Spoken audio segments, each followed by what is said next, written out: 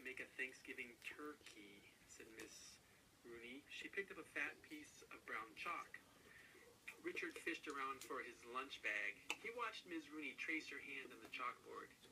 He had made a turkey just like that last year and the year before. Now he was making another one.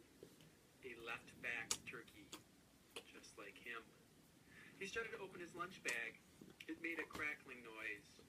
Matthew Jackson turned around. He pulled on his stick-out ears.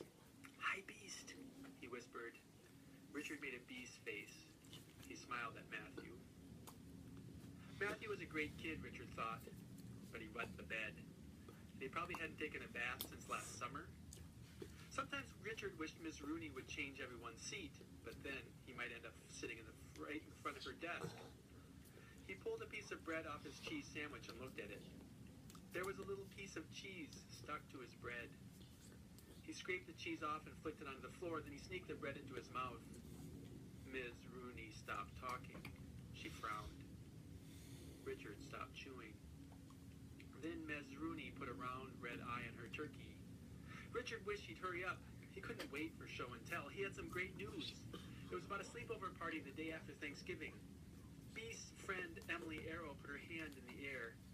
"You forgot the turkey's feet," she told Miss Rooney. "So I did," said Miss Rooney. She drew 2 yellow stick legs. She drew a bunch of claws. Then she wiped her chalky hands on a piece of paper. "I have exciting news," she said. Richard hoped she didn't know about his party. He wanted to tell everyone himself. He picked up a brown crayon and began to trace his hand for his turkey. Miss Rooney went to the closet. She took out a huge jar. She brought it over to her desk. It was filled with candy corn. Richard felt his mouth water. "We're going to have a contest," Miss Rooney said. "Guess how many pieces of candy corn are in this jar?" 200,000, Emily Arrow called. "That's not right," Don Bosco said. "Maybe 100. "What's the prize?" Noah Green asked. "The whole jar of candy corn," Miss Rooney said. "It will be a Thanksgiving present." Matthew turned around. He gave Richard a little poke. "I hope I win," he said. "If you win, will you share with me?" Richard looked down at the picture he had started.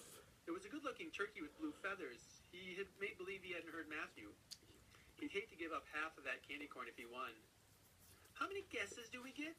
Emily asked. "That's the fun part," Mrs. Rooney said. "Every time you read a page from your library book, you can take a guess." Matthew groaned. "Great," said Timothy Barbaro. Richard looked at Timothy. Timothy was probably the fastest reader in the class. He'd probably win. Too bad. Emily must have been thinking the same thing, Richard thought. She was looking at Timothy, too. "I'm going to win," she said. "I'm going to try." "Good for you," said Miss Rooney. "I think I'll win," Timothy said. "I can read fast." Emily looked down at her desk. She didn't say anything, but Richard knew what she was thinking. She was a terrible reader, just like him. Richard pulled out his library book. It was a fat one. It took him about an hour to get through one page. He shouldn't have picked such a hard one. He'd go back to the library this afternoon. He'd pick a nice, skinny little book. "And," said Ms. Rooney, "no cheating. No reading skinny little baby books." Richard looked at the jar again. He was dying to win. Matthew was a worse reader than he was. He didn't have a chance of winning, Richard thought. Poor Matthew. Poor, smelly Matthew.